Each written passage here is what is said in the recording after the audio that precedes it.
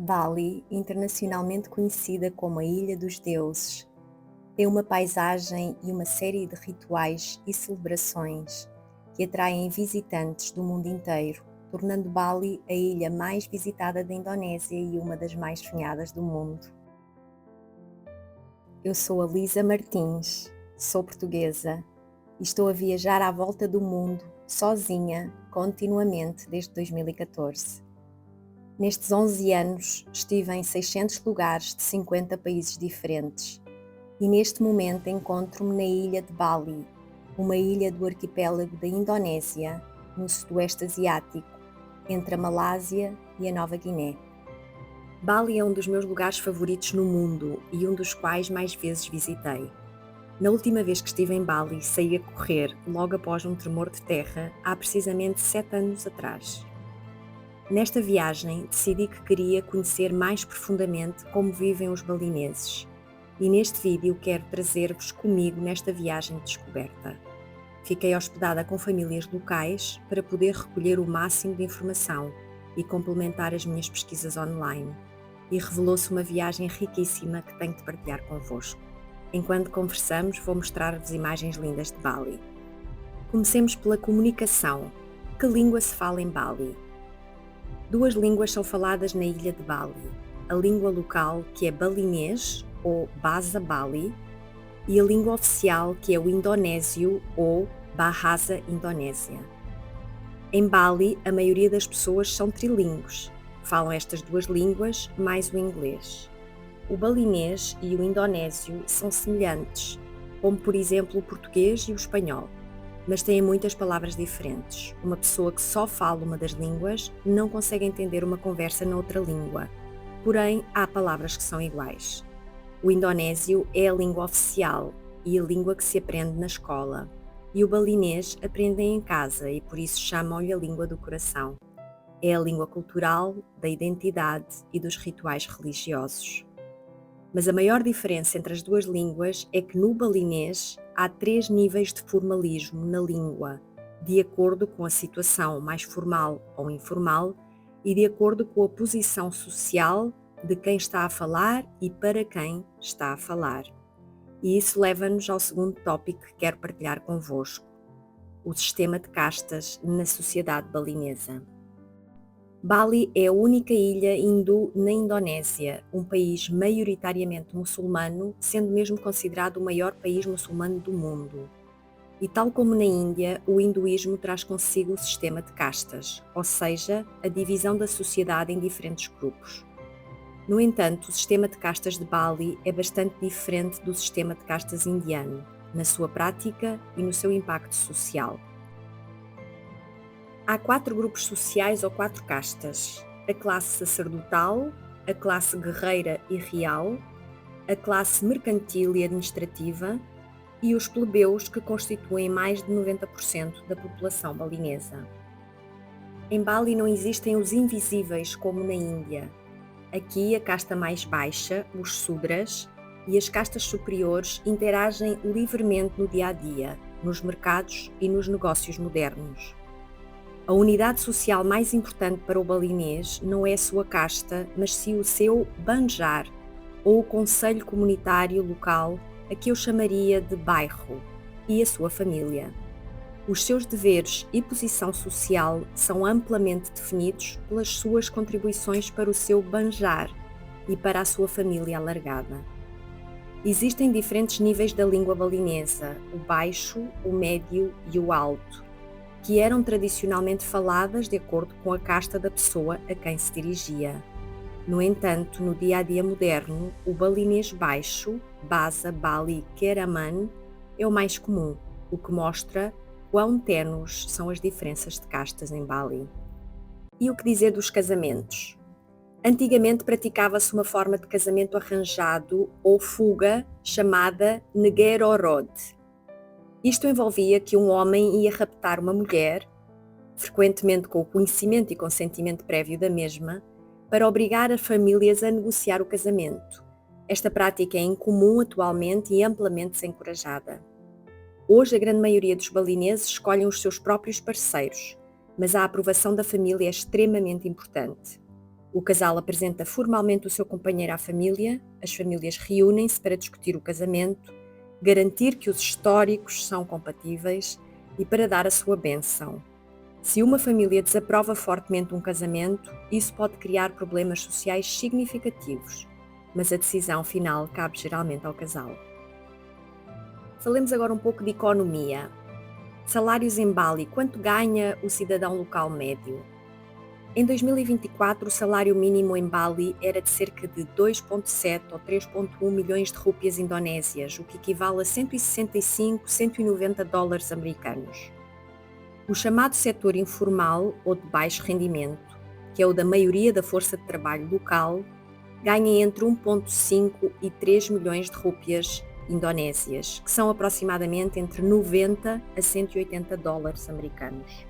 Neste escalão incluem-se funções como vendedores ambulantes, motoristas, empregados de pequenas lojas, trabalhadores rurais, pessoal de nível básico na área da hotelaria, como empregados de limpeza, auxiliares de cozinha, etc.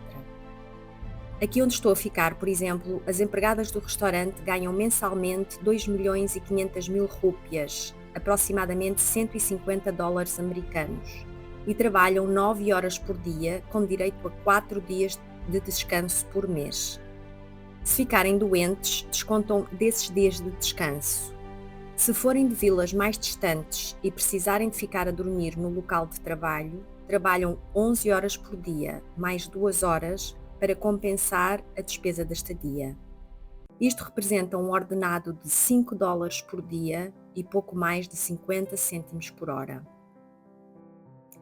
No segundo nível encontram-se os profissionais locais qualificados, como os recepcionistas, o pessoal administrativo ou criativo júnior, pessoal qualificado de hotel, como recepção, supervisores, e estes ganham entre 4 a 8 milhões de rúpias indonésias, aproximadamente 250 a 500 dólares americanos por mês. Temos depois os profissionais locais altamente qualificados e de gestão, como os gestores séniores de hotelaria ou turismo, os contabilistas, os engenheiros, os profissionais de tecnologias de informação, gestores de marketing, etc. Estes profissionais podem ganhar entre 10 a 25 milhões de rúpias indonésias, que são aproximadamente entre 600 a 1.500 dólares americanos. Os séniores de grandes companhias podem ter salários mais elevados. Embora estes salários pareçam extremamente baixos, o custo de vida local para uma família balinesa, se viver no seu próprio condomínio e comer comida local, é também significativamente inferior ao padrão ocidental. Já falaremos desses valores. E como são depois as reformas e as pensões para os idosos? O conceito de se reformar aos 65 anos com uma pensão de reforma governamental fixa não existe para a grande maioria dos balineses. A rede de segurança dos idosos é uma combinação de várias coisas. A primeira, o apoio familiar, que é o sistema principal e o mais fiável. Os pais idosos vivem quase sempre com os filhos e netos no complexo familiar. As gerações mais jovens fornecem apoio financeiro, alimentação e cuidados aos idosos. Depois a segunda é a continuação do trabalho. Muitos idosos balineses continuam a trabalhar na agricultura de pequena escala, ou no pequeno negócio da família conhecido como o arung, ou na produção de artesanato enquanto tiverem condições físicas para tal. O motorista com quem viajei no outro dia dizia-me que os seus pais, com 85 anos, continuam a lavrar os seus campos de arroz diariamente, desde o nascer do sol até ao pôr do sol. Produzem arroz para eles, para os filhos, fazendo-os sentir úteis e independentes. Comentava esse senhor que não precisam de trabalhar, mas isso os mantém saudáveis, mais jovens e lhes dá sentido de utilidade e de ligação com o divino. Têm também o apoio da comunidade. O banjar, ou o bairro local, pode também prestar apoio informal aos membros idosos que necessitem. Mas há também um sistema de reformas estatal, embora para muito poucos. Para aquela minoria que trabalhou no setor formal, para uma empresa registada e com contrato, existe um programa de segurança social que inclui um benefício de poupança para a velhice, na qual tanto o trabalhador como o empregador contribuem mensalmente com uma percentagem do salário.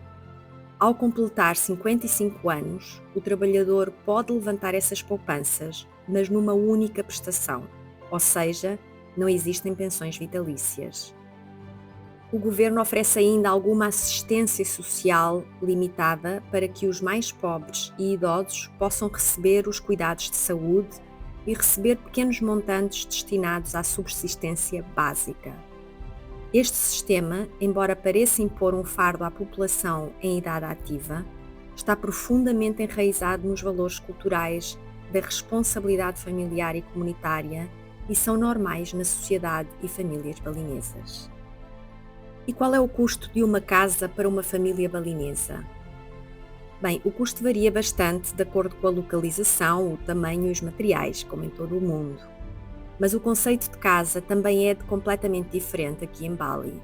Uma família balinesa vive normalmente num complexo morado, partilhado por uma família alargada, a que eles chamam de uma, que tem várias pequenas construções separadas, uma para a cozinha, pavilhões só para dormir com casa de banho incluída, um templo familiar e outras. Um complexo destes, numa aldeia remota, custará uma fração de numa área turística, ou uma área da moda especialmente perto da praia. Quando constroem estes complexos, o terreno é geralmente herdado. O principal custo está na construção das estruturas. Um complexo básico e funcional, com materiais simples, pode ser construído por um valor surpreendentemente baixo de aproximadamente 18 mil a 50 mil dólares americanos. Isto para uma família local, utilizando materiais e mão de obra locais. Uma casa mais moderna, de estilo ocidental, pode facilmente custar entre 60 e 300 mil dólares ou até mais, especialmente se estiver numa localização privilegiada por estrangeiros. É importante compreender que para a maioria dos balineses a propriedade não é comprada e vendida, num mercado aberto da mesma forma que no Ocidente. A terra é um património ancestral de grande valor que passa de geração para geração. Os balineses vivem sempre em comunidade e estão muito ligados aos templos hindus, contribuindo monetariamente e com trabalho. Tentei perceber o que isso representa para a economia local e isto foi o que descobri. A contribuição não é um valor monetário fixo, como por exemplo o dízimo, mas sim uma combinação de ofertas diárias e donativos monetários flexíveis para as cerimónias, bem como trabalho físico obrigatório para a comunidade. As ofrendas diárias, chamadas Kanang Sari, são a contribuição diária mais visível. As famílias gastam diariamente uma pequena quantia em flores, arroz, incenso para comporem estas pequenas ofrendas e as colocarem em casa, no local de trabalho e nos templos. Quando há uma cerimónia num templo, o banjar, que poderíamos aqui comparar ao padre ou ao sacerdote ou até a um bispo, sugere uma contribuição voluntária que não é obrigatória, mas espera-se que cada um contribua com o que pode. É sim uma obrigação social contribuir para o templo da sua comunidade. Para eventos de grande dimensão ou quando um templo necessita de reparação significativa, o banjar pode estabelecer um objetivo específico para cada família. Esta meta pode ser um valor substancial. Além disso, espera-se que as famílias mais ricas ou os indivíduos mais bem-sucedidos da comunidade contribuam de forma mais generosa. Tão importante como o dinheiro é a contribuição do trabalho. Espera-se que cada membro do banjar ajude fisicamente na preparação e realização das cerimónias do templo. Este trabalho comunitário é parte essencial da prática religiosa. Falemos agora um pouquinho de história. A história da colonização da Indonésia é intensa, tendo passado por várias mãos e disputas.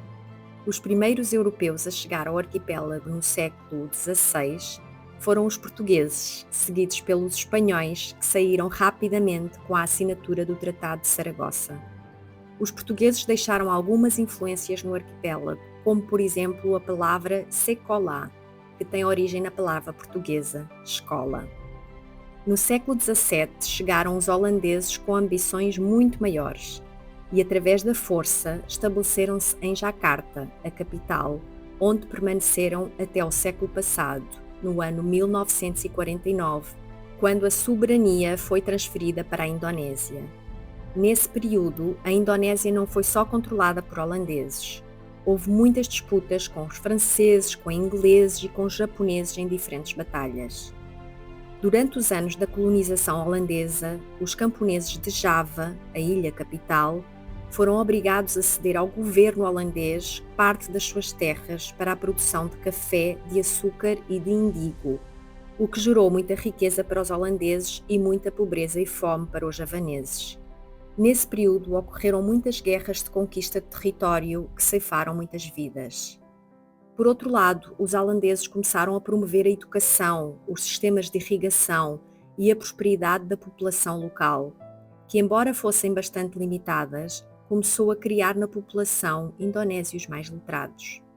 Estes começaram a criar os seus próprios grupos políticos, o que levou mais tarde ao movimento da independência.